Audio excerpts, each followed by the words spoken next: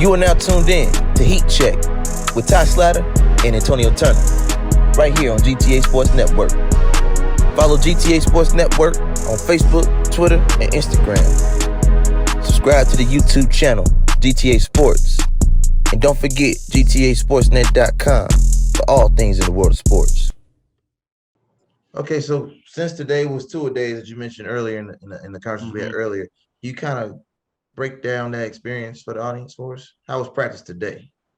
Yeah, so for example, like on a day like a two-a-day, we're going to come in and, we're going to practice really hard. So obviously the first practice, you definitely want to be a little bit harder. You're fresh on your legs and, we practiced really hard. We played, we did a lot of shooting drills. We went through plays. We lifted weights. And then later on in the evening, we did a lot more skill work, shots, ball handling, stretching, certain things like that, getting our body right and minds right for the next day. So we've actually, this is our second two-a-day this week. So I think for training camps, it's a unique experience.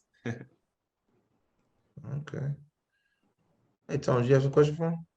How many games do y'all play? So this is really weird. So for us this year, since we're the defending champs, we have to play a lot more games. So we're going to play closer to about 47, I believe. And that's not including the show. I mean, that's including the showcases that aren't listed on the schedule.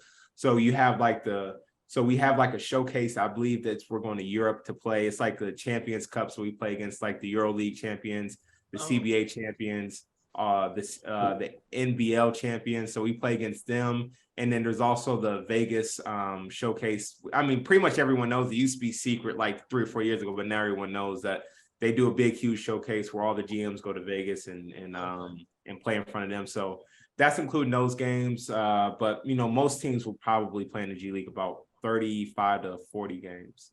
Okay. Now, as far as the marketing goes with this team, do you feel like they're well marketed? Because I hadn't heard too much about them prior to you getting drafted to the Vipers. Do you feel like they're marketed well?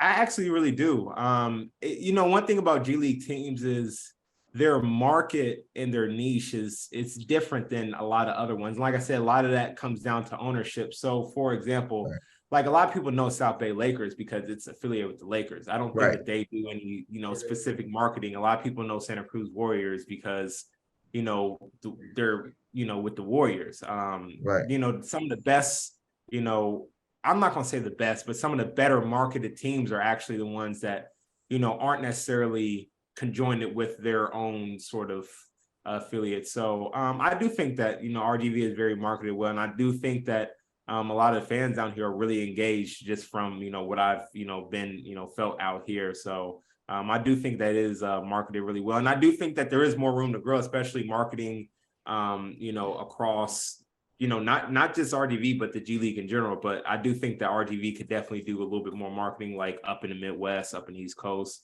But I think the G League should definitely have a little bit more of an impact on how people think and just the overall, how should I say, the overall feel of the NBA in general. Okay, the reason why I asked that is because I've been to a G League game, a couple actually, with the Fort Wayne Mad Ants, right? Yeah. So again, that's a team that's not exactly named directly connected to their affiliate. Yeah. But everybody that knows kind of knows who they are attached to. But it's not the same name as like the Pacers, right? So I feel like with the Vipers being an affiliate of the Rockets, it's kind of a similar situation in that sense. It's not quite the same, but you know who they're connected to. So I feel like they're pretty well marketed to a degree, but I just want to get you. I know you're really into the marketing and promotion, so I wanted to see if you felt like there's a way they could improve or something that you feel like you could help out with, maybe even with your podcast. Yeah, I mean, I definitely do think so. I think, for me, I think whenever you have people that are coming from different parts of the country, that changes a lot. Like if you have someone that's playing for, that's from Texas, that's going to be playing for the Mad Ants, I think that sort of group, even if it may not be a ton of people, that 100 or 200 people who have been following that player their entire career, now they're Fort Wayne Mad. That's how, the G League teams are going to grow. Like on my team now, like we have Willie Cauley-Stein. I mean, he literally was a starting center on probably the best college, basketball team ever. So I think like that will help like the state of Kentucky have more fans for RGV than ever, just from him coming down to play. So, I think that the players are who really drives, the marketing, per se, just like how it does in the NBA. Valid point. Now, Tone, I don't know if you got a chance to see this or not, but you do know Aaron Gordon has a fiance now, right? Yeah. So since the last time we talked, this was not a fiance type situation. So congratulations to that. And I bring her up for one very, very key reason. I saw a post today, I believe earlier today, if not yesterday. You had an NBA 2K player. Yeah. Now, was that custom or was that already a part of the game? So it's a part of the game. So somebody makes it. It's hard because, you have to download it, but it's still a part of 2K. Okay. Yeah. So like the 2K makers make it, the official G League for 2K, they make it. Right. And obviously, I believe if you go through a My Player or your career and you were to go down, they have all the teams with the players that are on. That was my question. Do they have all the teams? You have to update the game. Yeah, so but you have Aaron to update Gordon is on a roster on an NBA 2K game. Yeah, for sure. I mean, that's really special. It's obviously you wish it was the NBA roster, but I think being on a G League roster is really cool. I take, hey, look, you take what you can get, man. You gotta start somewhere. You gotta crawl before you walk. So seeing that, what was your initial reaction? Was there like an initial reaction when you saw that? Did it make you feel away or no? Or maybe it didn't hit you? I mean, like I said, this entire process hasn't really hit me. I mean, because Summer League was special, but I think when you really go through the process of getting drafted, going through training camp, you do have a different feeling. You do have a different vibe. So, that was really special. I mean, it's kind of fun. Actually, I don't think my character actually really looks like me that much, and I actually probably should have done a face scan. Here's what's so crazy. I should have done the face scan. They asked me to during Summer League, but my fiance, she then girlfriend, wanted to go to a concert, and I was like, it don't really matter, But if I would have got my face scan, I would have looked a whole lot more like me in the game.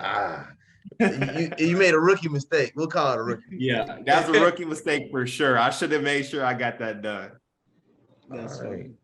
So with the drafting process, can you kind of give us a walkthrough of how a G League draft goes? Because I know how the NBA draft is. I've watched enough of those and got a pretty good idea, familiarity to it. Can you give us a walkthrough what a G League draft is like?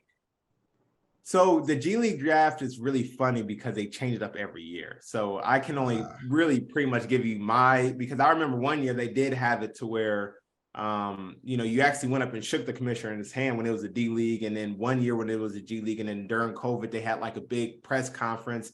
And then this year it was they just threw the names out. They just kind of just had it to where you were getting selected and they had a pool of players. So pretty much, you had a pool of players who every GM said, hey, we are interested in this person. And then they had to pick between 100 players or so.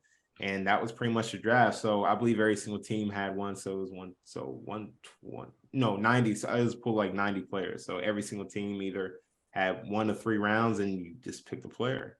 And then it just went one by one. You just kind of called in and got your player. It went through really fast. It wasn't, obviously it's not the show, but you just kind of call your player and you just watch and see your name. We didn't get a phone call. Oh, okay. Yeah, we didn't get a phone call. I did from the Vipers GM, but I didn't get a phone call before. Oh, okay. That's fine. Yeah, I got phone call after. Okay. Yeah, afterwards. But I didn't get a phone call before. There was no, hey, we're drafting it. It was afterwards. Yeah. That's crazy.